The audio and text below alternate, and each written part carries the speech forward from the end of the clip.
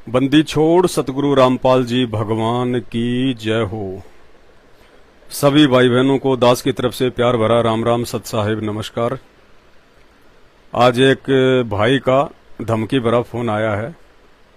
गाली गलौज तो लोग अक्सर निकालते ही रहते हैं। जैसा जिसको अपने परिवार से, माता पिता से, गुरुजनों से संस्कार मिले हैं, लोग वैसा ही दर्शाव करेंगे। परमात्मा की एक वाणी है कि जिसकी जितनी बुद्धि उतना ही समाये, उसका बुरा मत मानियो, बेचारा अधिक कहां से लाए। जिस व्यक्ति को जैसे संस्कार अपने माता पिता से, गुरुजनों से, आड़ोसी पड़ोसियों से मिलते हैं, वो जीवन में वैसा ही वर्ताव करेगा। तो ऐसे व्यक्तियों का परमात्मा कहते हैं बुरा नहीं मानना चाहिए, क्योंकि वो आध्यात्मिक ज्ञान से परिचित नहीं होते हैं, नादान होते हैं, अज्ञानी होते हैं। तो वीडियो की हम शुरुआत करें उससे पहले परमपिता परमेश्वर को याद करेंगे। परमपिता परमात्मा सारी सृष्टि के रचनहार, कुल मालिक, असंख्य ब्रह्मांडों के स्वामी, जगत गुरु, तीनों लोकों में प्रवेश करके सबका पालन पोषण करने वाले राजाधिराज, आत्माधार, नाथों के नाथ, देवों के देव, महादेव, सर्वेश्वर, महेश्वर, मृत्युंजय, अजरो अमर, आदि अनादि, सनातनी प्रभु, जगत पिता जगदीश्वर, श्री श्री 1008 की उपाधि के वास्तविक अधिकारी, अकाल मूर्ति, सौत स्वरूपी राम वासुदेव, सर्वगतम ब्रह्म, परम पूजे, प्रथम पूजे, परम संत, परम पुरुष, परम धनी, परम दयालु, सत्य कबीर, हक्का कबीर, अल्लाह अकबर, अल्लाह ताला, जगत के तारणहार, जगत के मुक्तिदाता, जगत के जगन्नाथ, हारे का सहारा, ये परमात्मा, इन सारी उपाधियों के लायक केवल ये परमात्मा है। संत शिरोमणि सतगुरु रामपाल जी भगवान के चरण कमल में हम सभी साध संगति से जुड़े हुए सत्सेवक भाई बहनों का अनंत कोटि दंडोत प्रणाम। हमारे पूज्य गुरुदेव भगवान ने एक बात कही है निंदा के विषय में कि साचा शब्द कबीर का और प्रकट किया जगमाही, और जैसे को तैसा कहे सो तो निंदा नहीं।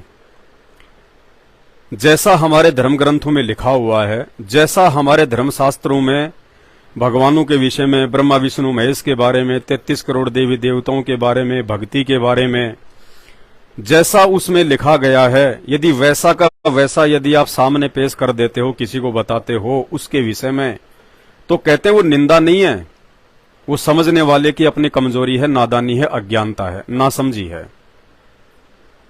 तो परमात्मा ने दास से कुछ दिन पहले एक वीडियो बनवाया था। श्री ब्रह्म व्रत पुराण में लिखा हुआ था कि जो श्री कृष्ण जी का भाई था बलराम, वो शराब पिया करता था। और एक बार जब श्री कृष्ण जी का लड़का सांब, जो कि जाम्बवती से पैदा हुआ था, वो सांब दुर्योधन की बेटी के स्वयंवर में गया हुआ था, और वहां से उसने जबरन दुर्योधन की बेटी का अपहरण कर लिया। उसने उसको जो है वो किडनैप कर लिया। तो दुर्योधन ने, भीष्म पितामह ने, कर्ण ने, इन सब ने मिलके और श्री कृष्ण जी के पुत्र सांब को पकड़ लिया और अपनी जेल में डाल दिया। अब जैसे इस बात का पता चला श्री कृष्ण जी को और उनके परिवार को, तो वो लोग लड़ने मारने के लिए तैयार हो गए, क्योंकि ये राजा लोग थे और राजाओं में कितना ज्ञान होता है, कितना अभिमान होता है, ये सर्वविदित है। तो श्री कृष्ण जी ने हथियार उठा लिए, सेना वगैरह तैयार करने लग गया कि लड़ाई करके अपने पुत्र को छुड़ा के लेके आऊंगा। इतने में अंदर से श्री कृष्ण जी के बड़े भाई बलराम, हलधर, जिनको शेषनाग का अवतार कहा जाता है, इतने में श्री कृष्ण जी के बड़े भाई बलराम लड़खड़ाते हुए, दारू में धुत, शराब के नशे में धुत, लड़खड़ाते हुए आते हैं और कहते हैं तुम सब छोड़ दो, मैं अकेला जाके ले आऊंगा उसको। ये श्री ब्रह्म व्रत पुराण में स्पष्ट शब्दों में लिखा हुआ है कि मदिरा के उन्माद से लड़खड़ाते हुए बलराम ने कहा तुम सब यहीं रहो, मैं अकेला ही जाके ले आऊंगा जाम्ब को। तो परमात्मा ने वीडियो बनवाया था कि देखो, जिनको हम भगवान मान के पूजते हैं, शेषनाग का अवतार समझ के पूज रहे थे, जिनकी मंदिरों में मूर्तियां लगी हुई हैं, जगन्नाथ के मंदिर में जिसकी मूर्ति लगी हुई है, और ऐसे लोगों को हम भगवान मान के, देव मान के हम उनकी पूजा कर रहे हैं। ऐसे लोग तो आपको दारू के ठेकों पे सैकड़ों मिल जाएंगे, सैकड़ों। तो जगन्नाथ मंदिर में जाके बलराम की मूर्ति को पूजने की क्या आवश्यकता है? किसी भी आसपास अपने दारू के ठेके पे चले जाओ, सैकड़ों बलराम मिलेंगे आपको रोज। तो कुछ एक भाइयों को जिनको ज्ञान अच्छा नहीं लगता, उन्होंने उल्टे सीधे शब्दों में कुछ कहा। ऐसे ही अभी थोड़ी देर पहले हिसार से किसी का फोन आया एक, तो पहले तो बड़े प्यार से बात करने लगा। हाँ जी, आप पवन दास जी हो? हाँ जी, पवन दास बोल रहा हूं, संत रामपाल जी के भगत हैं। हाँ जी, उनका शिष्य हूं। सर एक बात आपकी हमें अच्छी नहीं लगी। मैंने कहा जी बताइए, कौन सी बात है? बोलो सर, आप बलराम जी के विषय में कह रहे हैं कि वो बेवड़ा था। मैंने कहा मैंने तो नहीं कही ये बात कि वो बेवड़ा था। नहीं, आप कह रहे थे कि नशेड़ी है। हाँ बिल्कुल नशेड़ी है। और मैं क्यों कह रहा हूं, मुझे क्यों कह रहे हो? वेद व्यास जी से बात करो, या फिर गीता प्रेस गोरखपुर वालों से बात करो जिन्होंने पुस्तक को छापा है। उस पुराण में लिखा हुआ है शराब पीता था, शराब के नशे में वो हस्तिनापुर पहुंच गया लड़खड़ाते हुए। तो जो आदमी नशा करेगा उसको क्या कहेंगे? नशेड़ी। जो आदमी चोरी करेगा उसको चोर कहते हैं, जो आदमी डाका डालता उसको डाकू कहते हैं, और जो आदमी शराब पीता है, जो नशा करता है, उसको नशेड़ी कहते हैं। ये तो सर्वविदित है। इसमें हमने क्या बोल दिया? शास्त्रों में लिखा हुआ है, पुराण में लिखा हुआ है, तुम्हारे इधर जो है धर्म ग्रंथों में लिखा हुआ है, तुम्हारे को दिखाया है कि देखो ये लिखा हुआ इस पुराण में। तो बाद में 2-4 गालियां निकाल के मां बहन की और फोन काट के भाग लिया। तो मेरा ऐसे भाइयों से निवेदन है, प्रार्थना है, ये सूरवीरों की पहचान नहीं होती है। सूरवीर वो होता है जो ज्ञान का जवाब ज्ञान से देता है। गालियां, भद्दे कमेंट्स, मां बहन के ऊपर उल्टी सीधी बातें करना, ये तो अज्ञानी लोगों के काम होते हैं। जिन लोगों के पास में सभ्य शब्दों की कमी होती है, जिनको अपने घर परिवार से, अपने मां बाप से, अपने गुरुओं से, जिनको अच्छे संस्कार नहीं मिले होते हैं और जिनकी सदा से बैड कंपनी रही है, वो लोग ऐसे शब्दों का यूज करते हैं। मां बहन की गालियां, उल्टे सीधे कमेंट्स, ये उन लोगों की पहचान है। एक सभ्य इंसान की ये पहचान नहीं है। सभ्य इंसान ज्ञान का जवाब ज्ञान से देता है। वो ज्ञान का जवाब मार पिटाई से, लात घूसों से, या फिर भद्दे कमेंट्स से, इनसे नहीं देता है। ये हमें संत रामपाल जी भगवान ने ऐसे लोगों को जवाब देने तक से मना किया है कि आवत गाड़ी एक है, उल्टा होय अनेक, कहे कबीर ना उलटियो, रहे एक की एक। और जो तोको काटा बोवे ताको बोतू फूल, तोए फूल के फूल हैं, वाको हैं त्रिशूल। तो भाई हम संत रामपाल जी के भगत हैं, किसी ऐरे गहरे संत के भगत नहीं हैं, किसी अज्ञानी के भगत नहीं हैं। हम संत रामपाल जी भगवान के भगत हैं। ये जगत गुरु है, ये परम संत है, खुद ये परमात्मा है, भगवान है। आप नहीं पहचान पा रहे तो ये आपकी अपनी ज्ञान की कमजोरी है, आपके संस्कार कमजोर हैं। तो ज्ञान का जवाब इंसान को ज्ञान से देना चाहिए। धमकी दे रहे हैं, आ जाना, तेरा ये कर देंगे, तेरा वो कर देंगे। भाई जब तक संत रामपाल जी भगवान का हाथ मुझ पवन दास के सिर पे है, और वो कब तक रहेगा? जब तक ये पवन दास अपने गुरुजी की मर्यादा में रहेगा, जब तक ये पवन दास अपने गुरुजी के नियमों में रहेगा, तब तक संत रामपाल जी का हाथ इस पवन दास पे है।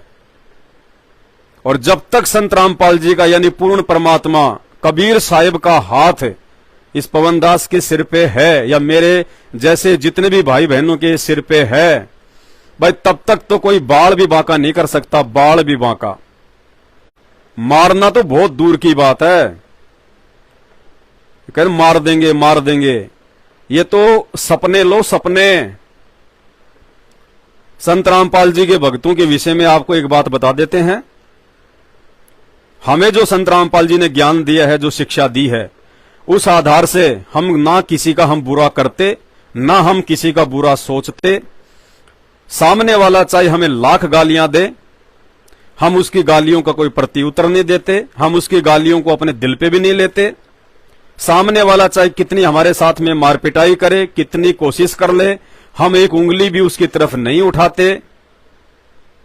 और समय आने पर फिर उसके जो परिणाम हैं वो स्वयं भोगेगा।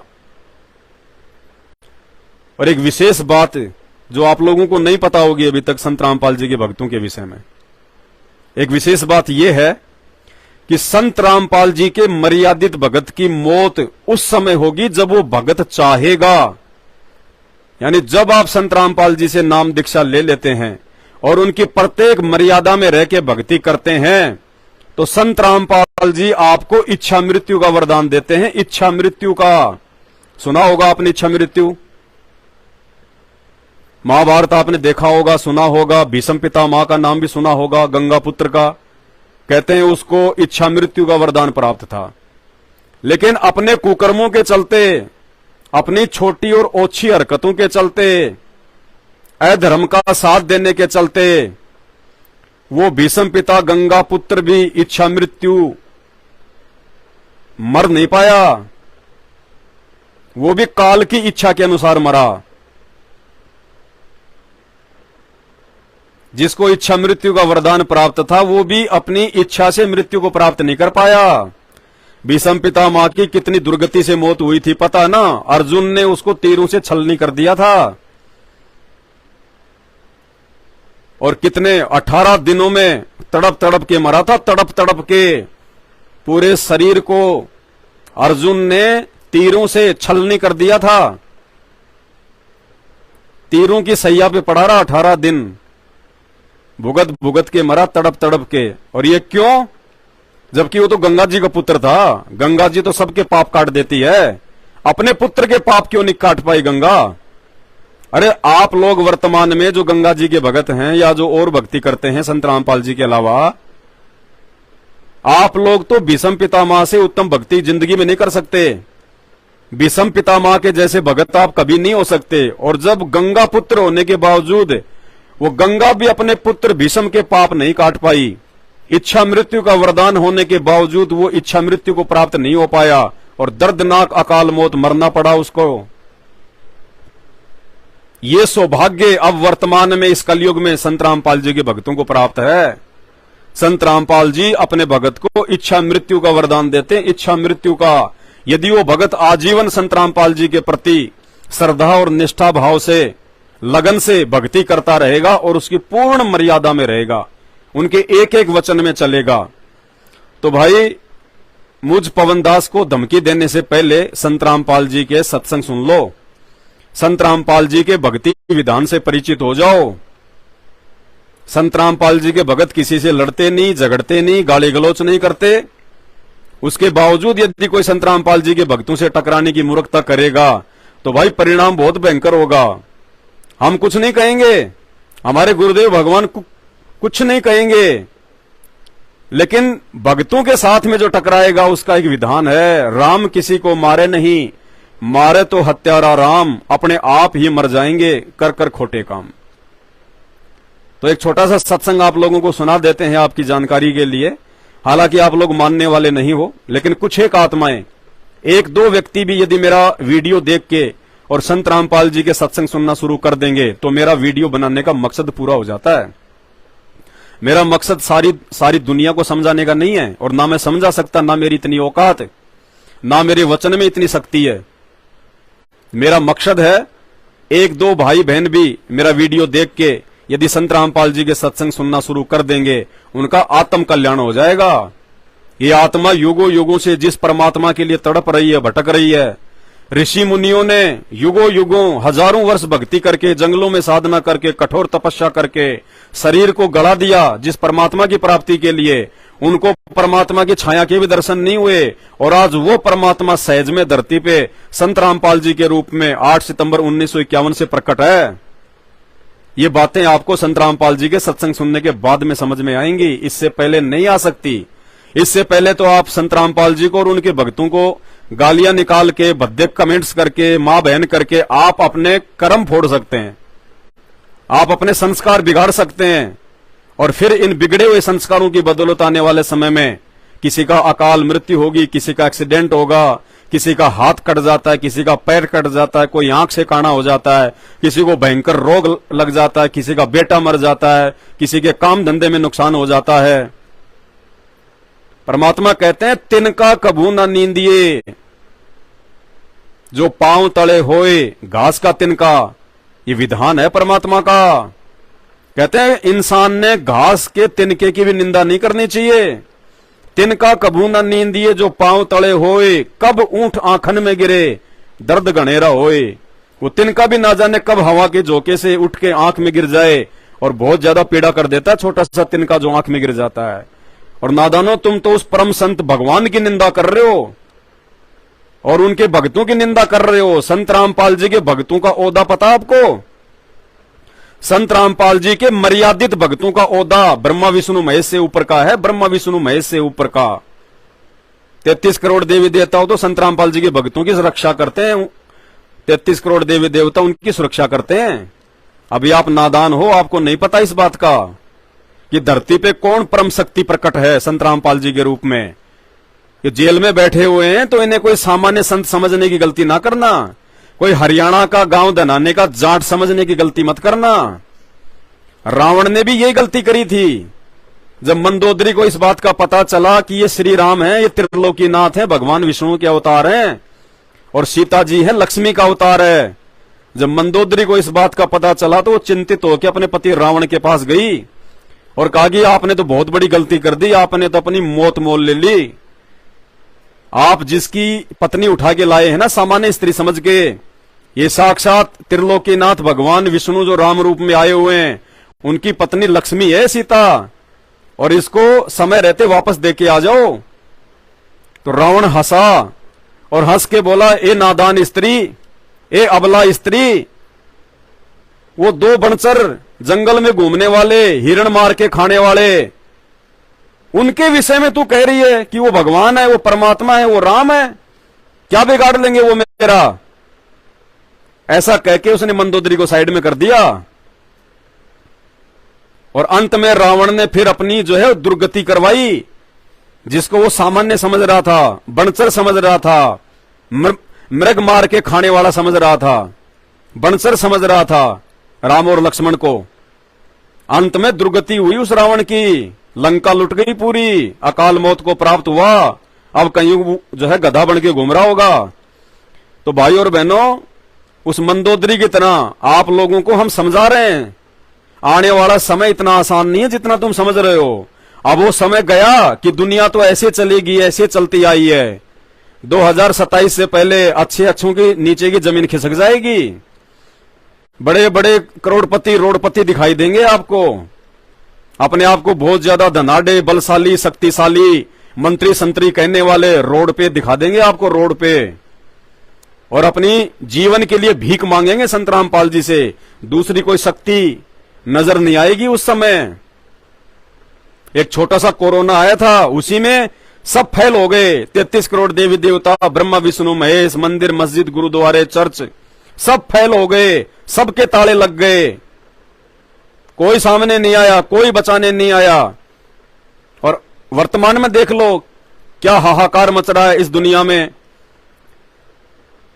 पंजाब में नहरें टूटी, पानी हर जगह फैल गया, उत्तराखंड में, हिमाचल में, गुजरात में, महाराष्ट्र में क्या हाहाकार मच रहा है। कहां है भगवान?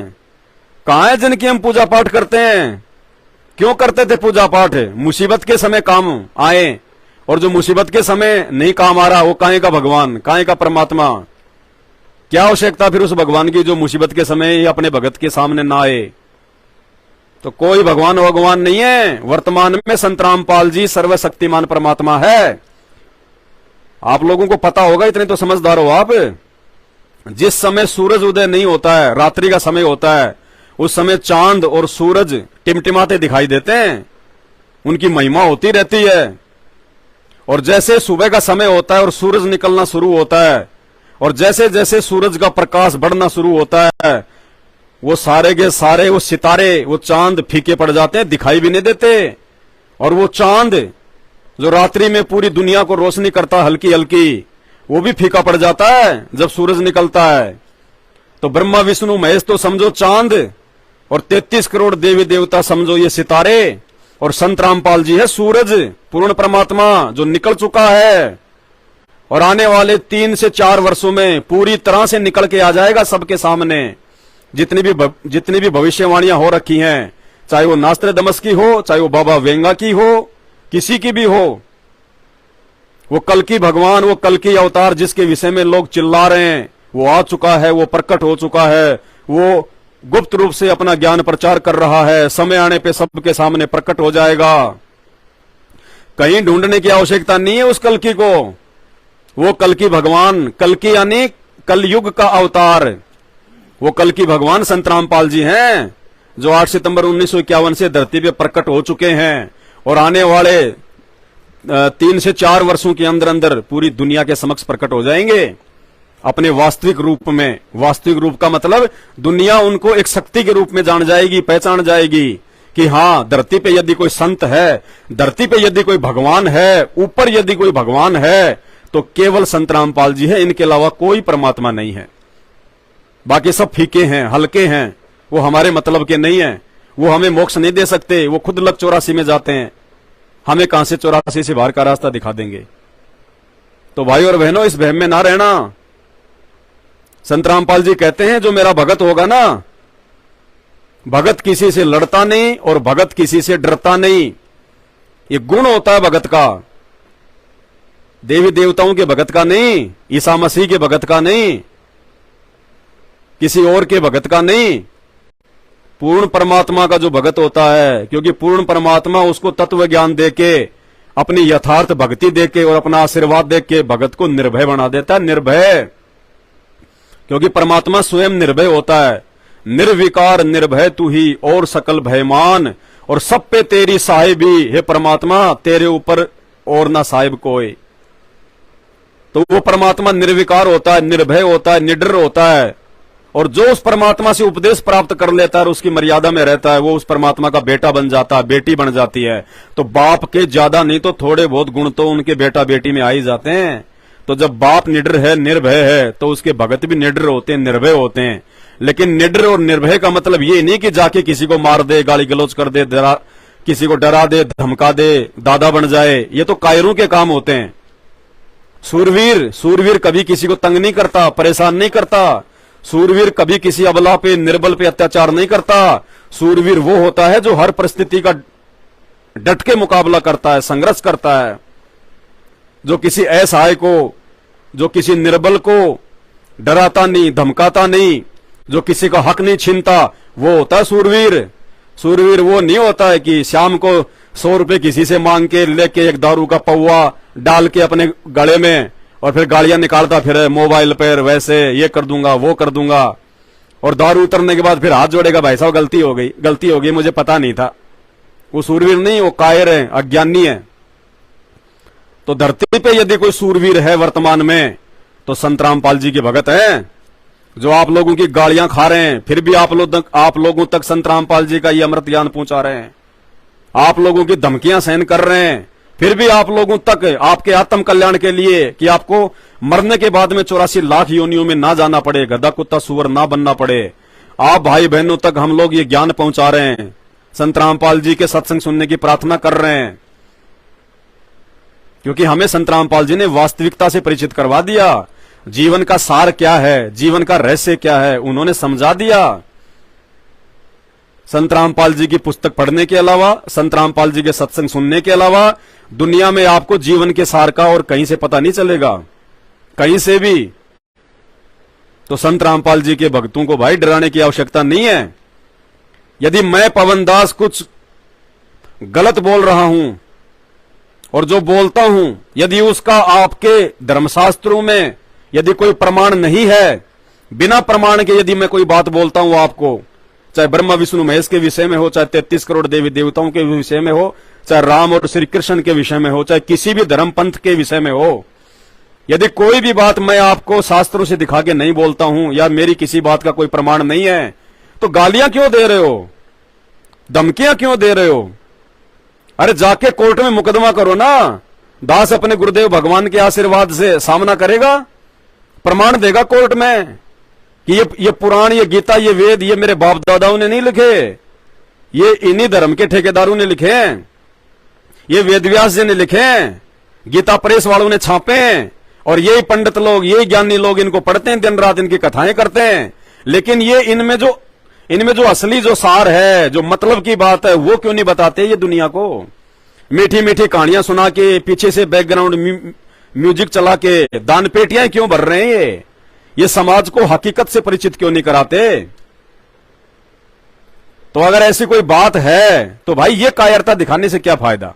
देखो, गालियों का हमें कोई असर पड़ता नहीं है, चाहे तुम कितनी गालियां निकालो। ये संत रामपाल जी के सच्चे भगत की खासियत होगी। कितनी मां बहन की गालियां कर दो, कितनी, हमें उल्टी गाली देने वाले पे हंसी आती है। हंसी कि देख नादान प्राणी उल्टे अपने ये जो है कर्म फोड़ रहा है। आपके द्वारा निकाली गई गाली का यदि मैं कोई प्रत्युत्तर नहीं दे रहा हूं तो वो गाली वापस आपके पास जाती है। यदि आपने मां की निकाली है तो आपकी मां पे जाएगी, और यदि आपने बहन की निकाली है तो आपकी बहन के ऊपर जाएगी। क्यों? जैसे हम किसी को कोई चिट्ठी भेजते हैं, सामने वाले का हमने एड्रेस लिख दिया और फॉर्म में अपना खुद का लिख दिया एड्रेस, और हमने डाक में डाल दी, स्पीड पोस्ट करवा दी, और सामने वाले ने यदि वो चिट्ठी नहीं ली, उसको स्वीकार नहीं किया, यदि उसका एड्रेस सही नहीं है, पिन कोड नंबर सही नहीं है, तो चिट्ठी घूम फिर के कहां आएगी? भेजने वाले के पास में। ठीक इसी प्रकार ये गालियां होती हैं। आपने किसी को गाली निकाली और सामने वाले ने यदि आपकी गाली का जवाब नहीं दिया या आपकी गाली को अपने दिल पे नहीं लिया, वो गाली घूम के आपके ऊपर आ जाएगी। आपने चाहे मां की निकाली है, चाहे बहन की निकाली है, तो क्यों ऐसी आफत मोल ले रहे हो? क्यों मुझ पवनदास को गालियां निकाल के खुद की मां बहन को गालियां दे रहे हो? भाई ये तो मूर्ख आदमी के लक्षण है, समझदार के थोड़ी हैं। तो गालियों का संत रामपाल जी के साध संगति से जुड़े हुए भक्तों के ऊपर कोई असर नहीं होता। हां, यही गालियां यदि आप संत रामपाल जी के दूसरे भक्तों को निकालोगे, दूसरे भगत कौन से? जो भगत संत रामपाल जी के काल प्रेरित परिवार के पीछे अंधे होके चल रहे हैं, यदि आप उनको गालियां निकालोगे, फिर देखना तुम एक गाली दोगे, वो गाली का जवाब जो है वो लठ से देंगे। लठ से कभी निकाल के देख लेना उनको गालियां, लठ लेके आ जाएंगे तुम्हारे घर पे, और आपस में कभी मिल गए तो दोनों तुम गुत्थम गुत्था हो जाओगे, क्योंकि वो लोग सहन नहीं कर सकते, क्योंकि उन लोगों के पास मर्यादा नहीं है। संत रामपाल जी के परिवार ने अपने धार्मिक धंधे के लिए जगह जगह संत रामपाल जी के झूठे आदेशों की आड़ में ये आश्रम वगैरह खुलवा के दान धर्म के नाम पे इन्होंने अपना धंधा शुरू कर रखा है। इनको केवल पैसों से मतलब है कि संगत हमें पैसे दे। संगत चाहे शराब पिए, संगत चाहे बीड़ी पिए, संगत चाहे भात भरे, संगत चाहे जन्मदिन मनाए, और संगत चाहे बाढ़ में जाए। इन्हें केवल पैसों से मतलब है, मर्यादा से मतलब नहीं है। और जिसकी मर्यादा नहीं है उसके साथ में गुरु भगवान नहीं है, और जिसके साथ गुरु भगवान नहीं है उसके साथ में काल होता है। और भाई जब सामने वाला कोई गाली देगा तो काल का फिर क्या रिएक्शन होगा आपको अच्छे से पता है। तो संत रामपाल जी के साध संगति से जुड़े हुए सत्सेवक भाई बहनों पे तो गालियों का कोई असर पड़ता नहीं है, चाहे तुम बोरियां की बोरियां भर के भेजो। और रही बात उनको मारने की, धमकी देने की, जैसा कि मेरे को फोन करते हैं कुछ नादान, 2-4 गालियां निकाल के फिर भाग जाते हैं, खुद ही फोन काट देते हैं, आ जाना तू, वहां मिल लेंगे, ये कर लेंगे। तो बता देता हूं भाई साहब, पहले ही कोशिश भी मत कर लेना, निष्फल हो जाओगे, खुद मुंह की खाओगे, बेइज्जती करवाओगे, अपनी नजरों में खुद ही गिर जाओगे। तो गालियों का संत रामपाल जी के सच्चे भक्तों पे असर होता नहीं, और मौत संत रामपाल जी के भक्तों को मार नहीं सकती।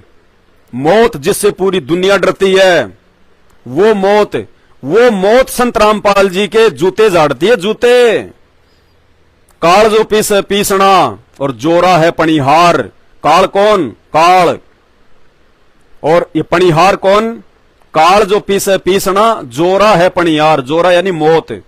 ये मौत, ये उस कबीर परमात्मा के दरबार में, सतलोक में, उसको कबीर परमात्मा कहो चाहे संत रामपाल जी कहो, एक ही बात है। जैसे यहां पे श्री विष्णु के अवतार राम आए थे, तो चाहे विष्णु कहो चाहे राम कहो, बात एक ही है। तो काल जो पीसना, ये काल जिसको तुम यहां का सर्वश्रेष्ठ भगवान मानते हो, जिसको तुम लोग निराकार कहते हो, जो ब्रह्मा विष्णु महेश के जो पिताजी हैं, ये काल तो उस कबीर परमात्मा के घर में, उसके दरबार में पानी भरता है, पानी, यानी उसके नौकर के तुल्य है। काल जो पीसना, जोरा है पणिहार, ये मौत उसके घर में जो है पानी भरती है, काल उसका आटा पीसता है। और ये दोनों असली मजदूर हैं मेरे सतगुरु के दरबार। ये काल और ये मौत, ये सतगुरु रामपाल जी भगवान के दरबार में नौकर हैं, नौकर। और भाई नौकर उस परमात्मा के बच्चों को नुकसान नहीं पहुंचा सकते, सतगुरु के भक्तों को नुकसान नहीं पहुंचा सकते। सुन लीजिए संत रामपाल जी के मुख कमल से ये बातें विशेष तौर से उस समय समझ में आएंगी जब आप उनके सत्संग सुनना शुरू करोगे। और आपको भी यदि इस काल के जाल से बाहर निकलना है और मौत के भय से बाहर निकलना है, सत्संग सुनने शुरू कर दो परमात्मा के, संत रामपाल जी के। तो संत रामपाल जी के भक्तों को इच्छा मृत्यु का वरदान प्राप्त है। चाहे कोई भी नाम ले लो उनसे, चाहे कोई रंक, चाहे राजा, चाहे गरीब, चाहे भिखारी, चाहे कोडी, चाहे बीमारी, कोई भी नाम ले लो उनसे, बच्चा, स्त्री, पुरुष, कोई भी। जिसने संत रामपाल जी से एक बार नाम दीक्षा ले ली और उसके बाद संत रामपाल जी जो नियम बताते हैं, जो मर्यादा देते हैं, यदि आप उन मर्यादाओं में रह के अपना जीवन यापन कर रहे हो और भक्ति कर रहे हो तो आपको इच्छा मृत्यु का वरदान प्राप्त है संत रामपाल जी की तरफ से। ये काल आपकी तरफ उंगली नहीं कर सकता, उंगली 100 मीटर दूर रहेगा आपसे, 100 मीटर। और जब आप चाहोगे तब आपकी मृत्यु होगी, जब आप चाहोगे तब कि हे गुरुदेव भगवान संत रामपाल जी परमात्मा, अब ये दास यहां से आपके साथ में सतलोक चलना चाहता है परमात्मा। उस समय परमात्मा आपको अपने साथ लेके जाएगा, चाहे 500 साल जी लेना, चाहे 1000 साल जी लेना, ये गारंटेड बात है। लोग लाखों लाखों साल जिए, ऐसी बात नहीं है। सतयुग में, त्रेता में लाखों लाखों साल की उम्र होती थी। त्रेता युग में रामचंद्र जी 11,000 वर्ष तक रहे थे। द्वापर में श्री कृष्ण जी की उम्र 200 वर्ष थी। और ऋषि महात्मा जो पहले जो सतयुग में, त्रेता में तपस्या करते थे, लाखों लाखों साल, कई हजारों वर्ष वो जीवित रहा करते थे। तो आज वही परमात्मा धरती पे है। जितनी चाहो उतनी उम्र प्राप्त कर लो इनसे, लेकिन रहना पड़ेगा इनकी मर्यादा में, इनकी शरण में, इनके चरणों में, इनके पैरों में। उसके बाद में फिर संत रामपाल जी का क्या वचन है सुन लो।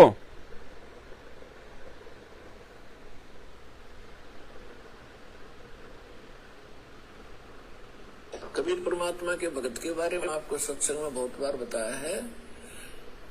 कबीर परमेश्वर की जो या सत भक्ति जो करता है उसके निकट काल के दूत, यम के दूत तो बहुत दूर की बात है, यमराज नहीं आ सकता और धर्मराज नहीं आ सकता। आए हैं सो जावेंगे ये राजा रंग फकीरे, एक सिंहासन चढ़ चलो एक बंदे जात जंजीरे। ये वचन है संत रामपाल जी का। और कहते हैं साधु वचन पलटे नहीं, चाहे पलट जाए ब्रह्मांड। सूरज पूर्व के बजाय पश्चिम में उदय हो सकता है। गर्मी के समय में सर्दियां आ सकती हैं, लेकिन संत रामपाल जी ने, जो पूर्ण पुरुष है, पूर्ण संत है, पूर्ण महापुरुष है, भगवान है, इन्होंने जो वचन बोल दिया अपने मुख कमल से, वो नहीं टल सकता। ये परम सत्य, अटल सत्य है। आजमा के देख लेना, एक बार नाम दीक्षा लेके देख लो। और जो भाई बहन मुझे धमकी दे रहे हैं वो भी अपनी कोशिश करके देख लो, अपनी पूरी सेना लगा के देख लेना भाई। जब तक ये दास परमात्मा की मर्यादा में है, अहंकार भाव से नहीं बोल रहा। अहंकार तो कुत्ते में होता है, कुत्ते में। क्योंकि जब वो रोड पे बैठा होता है ना और गाड़ी बिल्कुल उसके नजदीक आ लेती है, टायर उसके ऊपर चढ़ना होता है, तब कहीं जाके वो साइड में हटता है। तो अहंकार जिसमें है वो तो कुत्ता है, कुत्ते में होता है अहंकार। इंसान में अहंकार नहीं होना चाहिए। और फिर हम तो भगत हैं परमात्मा के। परमात्मा कहते हैं मानो से देवता किया और करत न लाई बार। संत रामपाल जी तो अपने भक्तों को नाम दीक्षा देके, ये ज्ञान देके इंसान से देवता बना देते हैं, देवता। तो अहंकार भाव से नहीं बात कर रहा, विश्वास भाव से बात कर रहा हूं कि धरती पे यदि कोई समर्थ है वर्तमान में तो मेरा गुरु है। और ये सबका गुरु है, मेरा अकेले का गुरु नहीं है, ये जगत गुरु है। ये बात और है कि फिलहाल आप लोग समय प्रभाव के चलते, काल के प्रभाव के चलते आज आप इनके ज्ञान को ना सुनकर इन्हें समझ नहीं पा रहे कि ये कौन शक्ति है, कौन परमात्मा है। लेकिन ये नशा बहुत जल्दी उतरने वाला है दुनिया का, ज्यादा दिन ये नशा नहीं टिकेगा। भयंकर आपत्ति आने वाली है। 2027 से पहले पहले पूरी दुनिया को नानी याद आ जाएगी। परिस्थितियां आप सबको पता है, छुपी हुई नहीं है कि किस कदर बिगड़ती जा रही हैं और क्या होने वाला है। बहुत थोड़े समय में नानी याद आएगी पूरी दुनिया को, जब खाने को दाना नहीं होगा घरों में। तब वो भगवान को ढूंढेंगे, ये भगवान तू कहां है, ये परमात्मा तू कहां है, ये सबके मालिक तू कहां है। क्यों भाई, सबके मालिक को क्यों पुकार रहे हो? उनको पुकारो जिनको आप पूज रहे हो, जिनके आप मंदिरों में जाते हो, मस्जिदों में जाते हो, चर्चों में जाते हो, गुरुद्वारों में जाते हो। उनको पुकारो। उस समय कोई नहीं आएगा, क्योंकि जो पत्थर होता है वो सुनता नहीं है। पत्थर पूजे हरि मिले तो मैं पूजूं पहाड़, इससे तो चाकी भली जो पीस खाए संसार। सुनेगा वो जिसके कान होंगे, जो जिंदा होगा, जो आपके सामने होगा, जो आपके जैसा होगा। तो भाई उस समय पूरी दुनिया को केवल ये संत रामपाल जी दिखाई देंगे, एक मात्र शक्ति के रूप में, बचाव के रूप में, भगवान के रूप में। कोई बड़ी बात नहीं है। कमेंट्स में तो चाहे तुम जो मर्जी बोल लो, कभी आमना सामना हो जाए तो 2-4 थप्पड़ भी मार लेना। पवन दास को कोई असर नहीं पड़ता भाई, कोई असर नहीं पड़ता पवन दास को। सच कहने वाले को तो यहां ऐसे लड्डू मिलते हैं, हमारे गुरुदेव भगवान ने समझा रखा है। श्री रामचंद्र जी को भी यही लड्डू मिले थे, बेचारे को ठंडा पानी नहीं पीने दिया त्रेता युग में, जब तक जिया तब तक। श्री कृष्ण जी पैदा होने से पहले उसके दुश्मन पैदा हो गए थे, पैदा होने से पहले उसका मामा उसका जो है वो शत्रु बन गया था, और अंतिम श्वास तक बेचारे को ठंडा पानी नहीं पीने दिया। मथुरा छोड़ के द्वारिका चला गया शांति से जीने के लिए, वहां भी उसको समुद्र ने नहीं जीने दिया, डुबो दी उसकी द्वारिका। तो भाई संत रामपाल जी को ना पहचान के उन्हें कैसे जीने देंगे लोग? लेकिन उनका तो बिगड़ गया, लेकिन इनका कुछ नहीं बिगड़ पाएगा। ये समर्थ है, ये सबसे ऊपर है। ये जिस दिन अपनी पे आ गया ना, ऊपर पैर कर देगा, सबके ऊपर पैर, सबके ऊपर पैर। ये पहले साक्षरता अभियान चला करता था ना, गांव गांव में लोगों को पढ़ाया करते थे, बड़े बूढ़ों को पढ़ाया करते थे हरियाणा राजस्थान में साक्षरता अभियान के तहत। तो रात्रि के समय 7-8 बजे से 1 घंटे सबको पढ़ाया करते थे, बूढ़ों को, बुढ़ियों को। तो एक क्लास चल रही थी ऐसे ही, तो उनको वैसे तो समझ में आना नहीं था क्योंकि उम्र ज्यादा हो गई थी, तो उनको वैसे समझाया करते थे वो। ए फॉर अमर की बहू, बी फॉर बलबीर की बहू, सी फॉर चंद्र की बहू, डी फॉर दयानंद की बहू। तो उनको याद हो जाता था। तो उस टीचर ने उनको एम तक पढ़ा दिया। एम फॉर मांगी राम की बहू, एम फॉर मांगी राम की बहू। अब क्लास खत्म हो गई, उन्होंने अपना रट्टा मार लिया। दूसरे दिन जब क्लास लगी तो कोई निरीक्षण करने के लिए कोई अधिकारी आ गया कि भाई ये कैसे पढ़ा रहे हैं, ढंग से पढ़ा रहे हैं कि नहीं पढ़ा रहे हैं, इनको समझ में आ रहा है कि नहीं आ रहा। तो अधिकारी अंदर चला गया। अधिकारी ने जाके ब्लैक बोर्ड पे लिख दिया चौक से डब्लू। बोले बताओ भाई इसका क्या अर्थ है? बाबा आप खड़े हो, आप बताओ। तो बूढ़ा खड़ा हो गया, थोड़ी देर तो सोचा, यूं हाथ उत लगाया, दिमाग लगाया। बोले बाबूजी, बोले हाँ बाबा। बोले लग तो ये मांगी राम की बहू रही है, लेकिन आज इसके ऊपर को पैर कैसे हो गए? बोले दिखने में तो ये मांगी राम की बहू है, लेकिन आज इसके ऊपर पैर कैसे हो गए? क्योंकि एम के पैर नीचे होते हैं। बेचारे को एम तक ही पढ़ाया था कि एम फॉर मांगी राम की बहू, उसने लिख दिया डब्लू। अब उस डब्लू बेचारे ने उसने पढ़ा नहीं उस दिन। उसने कहा कि लग तो मांगी राम की बहू रही है, लेकिन आज इसके ऊपर पैर कैसे हो गए? तो भाई और बहनों, आने वाले समय में जब दुनिया के ऊपर को पैर होंगे ना, ये प्राकृतिक आपदाओं के तहत, महामारियों के तहत, तरह तरह के वायरस और ये प्राकृतिक आपदाओं के तहत जब खाने को दाना नहीं होगा ना, ये बातें अभी आपको मजाक लग रही होंगी, ये परम सत्य है। 2027 से पहले दुनिया को परमात्मा याद आ जाएगा। परमात्मा जो कहते हैं हम तो नास्तिक हैं, कोई भगवान होता ही नहीं। क्या है भगवान? कुछ नहीं है भगवान। खाओ पियो ऐश करो, कमाओ, अपने बच्चों का पालन पोषण करो, माँ बाप की सेवा करो, यही भगवान है बस। अच्छे कर्म करो और कर्म सारे उल्टे। तो 2027 के बाद तो ये संत रामपाल जी ये कल्कि के रूप में प्रकट होके आ जाएंगे। दुनिया इनके चरणों में नाक रगड़ेगी, और उससे पहले पहले क्या हो जाएगा वो आप देख लेना। ये तो पहले भी आ सकते हैं, आए हुए हैं, लेकिन जब तक दुनिया के घुटने नहीं टूटेंगे तब तक लोग इन्हें भगवान मानेंगे नहीं। वो कहते हैं ना कि मजबूरी में तो गधे को भी लोग बाप बना लेते हैं, फिर ये तो परमात्मा है साक्षात। इन्हें तो दौड़ दौड़ के बाप बनाएंगे, दौड़ दौड़ के, कि परमात्मा गलती हो गई, पहचान नहीं पाए। आपके भगत लोग बहुत चिल्ला रहे थे, बहुत चीख रहे थे, लेकिन परमात्मा हमने तो मजाक ही उड़ाया। तो परमात्मा कहेगा बेटा थोड़ा सा उस मजाक उड़ाने का मजा भी चख ले, उसके बाद देखेंगे फिर तेरा हिसाब किताब। तो समय रहते आंखें खोल लो। तो एक बार पुनः रिपीट कर देता हूं, गालियां निकालने वालों को, धमकी देने वालों को, हिसार में आ जाना, वहां आ जाना, और ये कौन करवा रहा है ये भी हमें पता है सारा। लेकिन भाई संत रामपाल जी के भगत हैं, जब तक मुंह में जीभ है और शरीर में श्वास है तब तक संत रामपाल जी की महिमा चलेगी, उनका गुणगान चलेगा। और जो सत्य है उसको सत्य कहेंगे, जो झूठ है उसको झूठ कहेंगे, जो भगवान है उसको भगवान कहेंगे, जो भगवान का नौकर है उसको नौकर कहेंगे। भाई बाकी लड़ाई झगड़ा किसी से करते नहीं, गलत हम किसी को बोलते नहीं, गाली गलौच हम करते नहीं, ये हमारे संस्कार में और हमारे स्वभाव में नहीं है। हम संत रामपाल जी के भगत हैं, किसी अरे गहरे संत के भगत नहीं है। और उनके अलावा वर्तमान में धरती पे कोई संत नहीं है, बाकी सब नकली हैं, पाखंडी हैं, अज्ञानी हैं, धर्म को धंधा बनाए हुए हैं, अपना खुद का जीवन नाश कर रहे हैं, लाखों लोगों का जीवन नाश कर रहे हैं। और समय आने पे क्या बीतेगी ये आप सबके सामने आ जाएगा। तो भाई गालियां हम पे असर करती नहीं, और मौत हमारे को मार नहीं सकती जब तक हम ना चाहें, जब तक हमारा सतगुरु ना चाहे। तो व्यर्थ में जो है वो प्रयास करके अपना समय बर्बाद ना करें। और थोड़ी बहुत यदि बुद्धि है, थोड़े बहुत यदि माँ बाप ने अच्छे संस्कार दिए हैं, ये मानव शरीर प्राप्त है, ये जानवर का शरीर नहीं है। मानव जन्म पाए के जो नहीं रटे हरि नाम, जैसे कुआ जल बिना फिर बनवाया क्या काम। ये बड़ी अनमोल वस्तु है, मानव जन्म दुर्लभ है, ये मिले न बारंबार। जैसे पेड़ से पत्ता टूट जाए वापस नहीं लगता डार। एक बार ये शरीर छूट गया और संत रामपाल जी की भक्ति के बिना छूट गया, सीधे 84 लाख में गधे कुत्ते सुअर से शुरू। फिर निकाल लेना गालियां, किसको निकालोगे? लोग तुम्हें गालियों से संबोधित करेंगे, कुत्ता, ए कुत्ता इधर आ, कुत्ता त्योल त्योल, हट हट हट, मारेंगे लठ। ऐसी दुर्गति मोल लेनी पड़ जाएगी।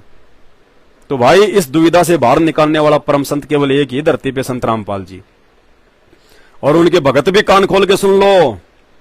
ये ना सोचना कि हमने तो संत रामपाल जी से नाम दीक्षा ले ली, हमारा तो हो गया आत्म कल्याण है।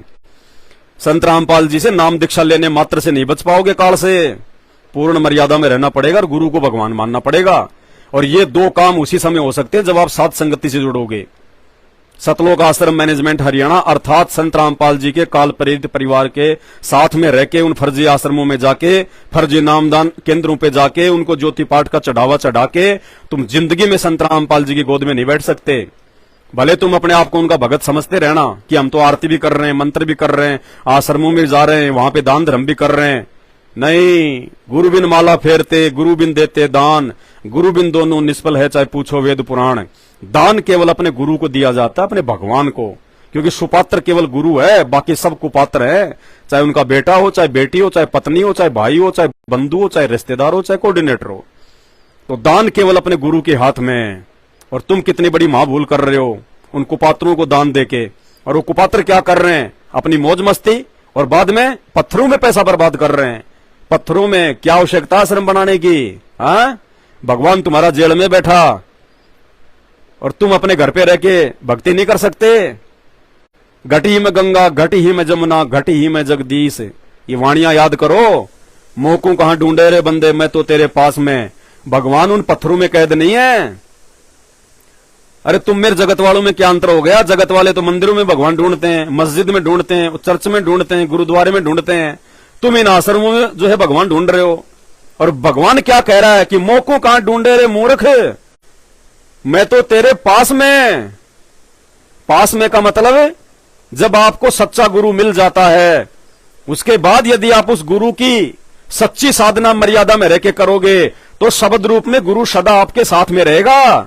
हम हैं शब्द, शब्द हम माही, और हमसे भिन्न और कछु नाही। फिर उस भगवान को ढूंढने के लिए मंदिर मस्जिदों में आश्रमों में जाने की आवश्यकता नहीं है। फिर तो वो मूर्ख वाली परिपाटी है। और परमात्मा कहते हैं छोड़ देना पछलियों की रीत, सतगुरु उतारेंगे। तुम तो रीति रिवाज निभा रहे हो, परंपराएं निभा रहे हो, बस तुम्हें विश्वास ही नहीं है कि मैं अपने घर पे जब आरती करता हूं, मंत्र करता हूं, दीपक जलाता हूं, दंडवत करता हूं, तो तुम्हें विश्वास ही नहीं है कि मेरे घर पे परमात्मा मेरा गुरु है। तो क्या तुम दीवारों के सामने दंडवत करते हो अपने घर पे, जब तुम्हें इतना भी विश्वास नहीं है? तो तो भैया दान के विषय में परमात्मा की वाणी है, गुरु बिन माला फेरते गुरु बिन देते दान, और गुरु बिन दोनों निष्फल है, चाहे पूछो वेद पुराण। तो दान आज तुम दे किसको रहे हो, विचार कर लेना। और ज्योति पाठ करवाने से पहले अपने गुरु से आज्ञा लेनी पड़ती है। ये विधान है परमात्मा का। क्या तुम में से गया कोई जेल में अपने गुरु से ये पूछने के लिए कि गुरुजी मैं पाठ करवा रहा हूं, किसी और ने बता दिया, नकली ऑडियो वीडियो डाल दी, तुमने स्वीकार कर लिया? ये मूर्खों की भक्ति है। पाठ के विषय में क्या कह रहे हैं गुरुदेव भगवान? पाठ करवाने से पहले अपने गुरुदेव से आज्ञा लेनी पड़ती है। तो भाई कौन कौन गया इस आर जेल में गुरुदेव से आज्ञा लेने के लिए? एक आधा गया हो तो हमें जरा बता दो। तो सब निष्फल है, पछताओगे आने वाले समय में।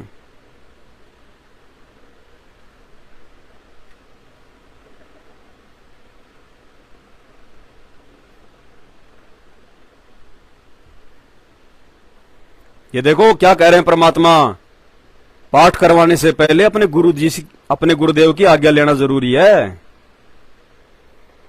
गुरु बिन दान पुण्य जो कर ही मिथ्या होवे कभू ना फरही। बिना गुरु के जो दान करते हैं मिथ्या जावे, वो कभी नहीं फलेगा।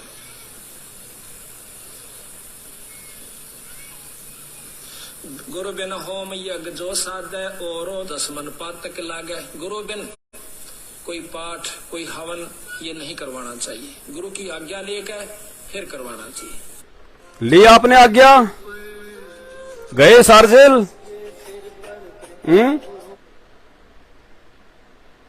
फैल काल के डंडे पड़ेंगे और पड़ रहे हैं। वो धनाना आश्रम बनानी उससे पहले तो 3 मर गए वहां पे ट्रैक्टर के नीचे दब के भगत। क्यों? भगवान सो रहा था क्या? नींद आ रही थी क्या भगवान को? जिसको ये भी नहीं पता कि मेरे भगत आश्रम में सेवा कर रहे हैं और मेरे भक्तों पे आपत्ति आने वाली है। अरे फिर तो वही बात हो गई, लोग अमरनाथ जाते हैं, बद्रीनाथ जाते हैं, रास्ते में कावड़िए मरते हैं, नीलकंठ पे जो है वो पहाड़ नीचे गिर गया और कितने मर गए, ज्वाला देवी के वहां पे जो है वो पुलिया टूट गया। तो गुरुदेव भगवान कहते हैं ना कि भगवान शंकर जो है सो रहे थे क्या, जो उनको मालूम नहीं था कि यहाँ पे इतनी बड़ी आपत्ति आने वाली है, यहाँ पे पहाड़ जो है नीचे टूटने वाला है, 20 लाख मर गए थे।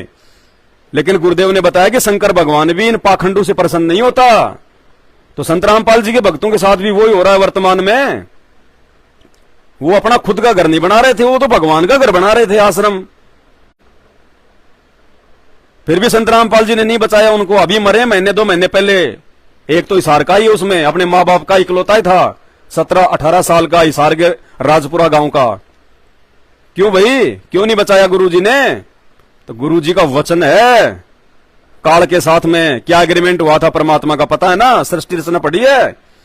काल में क्या कहा था परमात्मा? जो आपकी आज्ञा में चले, जो आपके वचन में चले, उसको सतलोक लेके जाना, और जो आपके अनुसार ना चले उसको छोड़ देना, वो मेरे मुंह में रहेगा। अरे वो भगवान, वो परमात्मा, वो सतलोक का राजा ये आश्रम बनवाने के लिए आएगा क्या इस गंदे लोक में? है? उसने आश्रम बनाने होते तो अपने रहते सहते लाखों बना देता। भगवान तुम्हारा जेल में बैठा हुआ है, नालायकों शर्म करो। तुम बाहर इन पत्थरों में संगत का बेचारी का पैसा बर्बाद करवा रहे हो, और उसके बावजूद सबकी तुमने मर्यादा तोड़वा दी। स्टेडियम बनवा रहे हो, बैडमिंटन बना रहे हो तुम दुनिया के लिए। मूर्खो, चुन चुन के मारेगा काल, चुन चुन के एक एक को। अभी तुम्हारी बैटरी चल रही है थोड़ी बहुत, जो भक्ति तुमने जो कर रखी है मर्यादा में रह के, वो तुम्हारी बैटरी चल रही है। आने वाले समय में देख लेना इस मैनेजमेंट का क्या हाल होगा। और इन मैनेजमेंट के पीछे आंख बंद करके चलने वाले भक्तों का तो हो ही रहा है बेड़ा गर्क। ये भक्ति है, ये कोई जंत्र मंत्र वाला बाबा नहीं है, झाड़ फूंक करने वाला बाबा नहीं है। इसको पहचानो, खाली नाम लेने से बात नहीं बनेगी। संत रामपाल जी का नाम ले लिया, नाम ले लिया, पहले ज्ञान को समझो, फिर संत रामपाल जी को समझो, फिर संत रामपाल जी के मिशन को समझो, और फिर तुम अपने आप को समझो, फिर ये परमात्मा समझ में आएगा। आत्मज्ञान बिना परमात्मा भी समझ में नहीं आता। देखा देखी में भेड़चाल में चल रहे हैं, कब कौन मर रहा है पता ही नहीं चल रहा, खरबूजे की तरह फूट रहे हैं। और संत रामपाल जी का वचन सुना आपने अभी कि मेरे भगत को कबीर परमात्मा के भगत को काल के दूत तो छोड़ो, यमराज हाथ नहीं लगा सकता, धर्मराज हाथ नहीं लगा सकता। जब वो चाहेगा तब मरेगा। और ये ट्रैक्टर के नीचे मर के जो है दब दब के मर रहे हैं, भरी ट्रॉली के नीचे दब के मर रहे हैं, अकाल मौत मर रहे हैं, तड़प तड़प के मर रहे हैं। महाराष्ट्र से हिसार की तारीख पे सन 2018 में 2 बस भर के आई थी, राजस्थान के नागौर में सुबह 3 बजे एक्सीडेंट हो गई, 13 मरे, 13 एक साथ। क्यों संतरामपाल जी को बदनाम कर रहे हो? क्यों दुनिया में उनकी निंदा के पात्र बने हुए हो? करत हैं पुण्य होत हैं पापम, तुम सोच रहे हो कि हमारे पुण्य बन रहे हैं? अरे संतरामपाल जी तुम्हारे को चढ़ाएगा क्या हिसार में? क्या आवश्यकता है? क्या जानते हो तुम भाई तुम लोग कोई कानून जानते हो क्या? या तुम्हारे हिसार जेल में उनकी तारीखों पे जाने से कोई सरकार मिल के दबाव में आ जाएगी? अगर इतने बड़े तुम पहलवान थे तो बरवाला कांड के समय ना जाने देते? वह हिसार में जा जाके भीड़ कर देते थे, प्रशासन गुरुजी को कोर्ट में नहीं लेके आता था, तारीखों पे तारीखें पड़ती रहती थी। भगत खुशी से ओहो बस हमारे तो पुण्य बन गए, हिसार आ गए, पुण्य बन गए। पुण्य बनेंगे संतरामपाल जी की मर्यादा में रह के भक्ति करने से, स्टेशनों के चक्कर काटने से पुण्य नहीं बनते। और उसका नतीजा कितने तो रेल के नीचे आके मर गए हिसार तारीखों पे जाने वाले। दास उनकी डेड बॉडी की फोटो भेजा करता था तुम्हें उस समय। ये तो भला हुआ जो ये कोरोना आ गया, जो तुम लोग बल्कि डर के मारे जाना तुमने छोड़ दिया, नहीं तो और मरते हजारों की संख्या में। कोई फांसी खा के मर रहा है वहां पे मटका चौक पे, कोई अपने घर पे नहीं पहुंचा, कहां लापता हो गया पता ही नहीं। अरे भगवान के लिए जाने वालों का यह हाल होता है क्या? तो क्यों अपने गुरुजी की निंदा का भाई ठेका ले रहे हो तुम? अकाल मौत मरोगे, तुम्हें समझाया जा रहा है, जगत ही नहीं, जगत की तो छोड़ो, वो भगत भी आने वाले समय में अकाल मौत मरेगा, हर परिस्थिति को सामना करेगा, जो आज संतरामपाल जी की मर्यादा में नहीं है, जो देखा देखी में चल रहा है। जगत में जाता है तो जगत के जैसा हो जाता है, भगतों में आता है तो अपने आप को मल्कि जो है भगत बना लेता है। ये नहीं चलता। ये दो नाव की सवारी संतरामपाल जी के मार्ग में नहीं चलती। इस बहम में ना रहना, ये अंतर्यामी है, इसको बताने की जरूरत नहीं है। इसका सीसीटीवी कैमरा 24 घंटे अंधेरे में भी चलता है।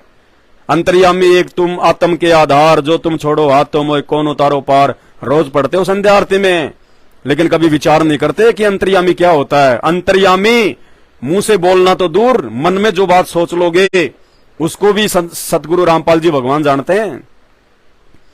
और वैसा ही हो रहा है तुम्हारे साथ में। सतसेवकों की उंगली का नाखून भी नहीं उतरा, 10 साल हो गई, उंगली का नाखून भी, और तुम्हारे मर गए हजारों, मैनेजमेंट वालों के मर गए हजारों। क्यों? कहां है भगवान? भगवान अपनी जगह पक्का है, सही है, लेकिन भगवान के भी कुछ नियम हैं। क्या पढ़ाया गुरुजी ने कि डॉक्टर चाहे कितना ही अच्छा क्यों ना हो, 1 नंबर का उसने ऑपरेशन कर दिया, 1 नंबर की उसने गोली दवाई दे दी, लेकिन उस डॉक्टर के बताए गए नियम यदि तुम तोड़ोगे, वो परहेज यदि नहीं निभाओगे, तो भाई डॉक्टर कुछ नहीं करेगा, चाहे कितना बड़ा अमेरिका का क्यों ना हो। तो संत रामपाल जी खुद परमात्मा है, भगवान है, समर्थ है, जन्म और मृत्यु का सबसे बड़ा डॉक्टर है, ये वैद है। दास गरीब तबीब सतगुरु और बंदी छोड़ दयाल है। दास गरीब तबीब, तबीब यानी वैद, तबीब सतगुरु, ये सतगुरु वैद है, डॉक्टर है ये, इस शरीर का भी और भारी रोगों का भी और आत्मा का भी। लेकिन ये डॉक्टर भी उस समय फेल हो जाता है जब काल उसके भक्तों की मर्यादा तोड़वा देता है। क्या कहा परमात्मा ने? अनंत कोटि बाजी जहां हम रचे सकल ब्रह्मांड, गरीबदास मैं क्या करूं यो काल करे जीव खंड। गरीबदास जी अपनी वाणी के माध्यम से कह रहे हैं कि वो कबीर परमात्मा ये कह रहे हैं कि गरीबदास मैंने असंख्य ब्रह्मांडों की रचना करी है, अनंत कोटि बाजी जहां मैंने रचे सकल ब्रह्मांड। लेकिन गरीबदास उस समय मैं समर्थ भगवान भी अपने एग्रीमेंट के अनुसार मैं फेल हो जाता हूं जब ये काल जीवों की मर्यादा तोड़वा देता है, जब ये जीव मेरे नियम तोड़ देते हैं, मेरे परहेज तोड़ देते हैं। मैंने नाम दीक्षा के समय जो नियम बताए थे ये नियमों में नहीं चलते, उस समय मुझे भी पीछे हटना पड़ता है और काल मेरी आंखों के सामने से मेरे भक्तों का चोटा पकड़ के ले जाता है, किसी को एक्सीडेंट में, किसी को बीमारी से, किसी को जो है लड़ाई झगड़े में। तो भाई और बहनों आंखें खोलो, बाद में रोओगे, पछताओगे। ये दुनिया तो रोएगी रोएगी, ये दुनिया तो अपने संस्कार से रोएगी, अपने कर्मों से रोएगी, लेकिन तुम क्यों जानबूझ के सांचे तज रहे हो? अरे तुम्हें तो भगवान मिल गया, ज्ञान मिल गया, तुम भी क्यों जगत वाले सारे उल्टे काम कर रहे हो, कुकर्म कर रहे हो? उन जगत वालों को तो फिर भी भगवान एक बार जो है मतलब माफ कर देगा, क्योंकि उनको बेचारों को पता नहीं, मालूम नहीं। लेकिन तुम तो जानबूझ के सांचे तज रहे हो। जानबूझ सांचे तजे और करे झूठे से ने, ताकि संगत है प्रभु सपने में भी ना दे। तुम्हारे साथ तो बहुत भयंकर बनेगी। आंखें खोल लो, कुछ नहीं रखा। इस वीडियो के ऊपर टाइटल में शंका समाधान की पुस्तक है, पढ़ लेना। पहले मर्यादाओं के विषय में जान लो। अगर संत रामपाल जी के हृदय में जगह बनानी है तो पहले संत रामपाल जी के विषय में जान लो कि उनकी मर्यादाएं क्या हैं। लग गए उनके परिवार के पीछे अंधे होके, उनके बेटा बेटी के पीछे अंधे होके। अरे नालायको, एक बात तो दिमाग में अपने जो है बैठा लेते। अरे घर का जोगी जोगना, बाहर का जोगी सिद्ध।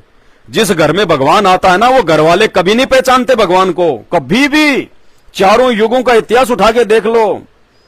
घर का जोगी जोगना और बाहर का जोगी सिद्ध। श्री रामचंद्र जी आए, उनके घर वालों ने उनको नहीं पहचाना। उनकी माताओं कैकई, अगर कैकई उनको भगवान मानती, विष्णु का अवतार मानती, तो भरत के लिए राज्य और राम के लिए 14 साल का वनवास नहीं मांगती।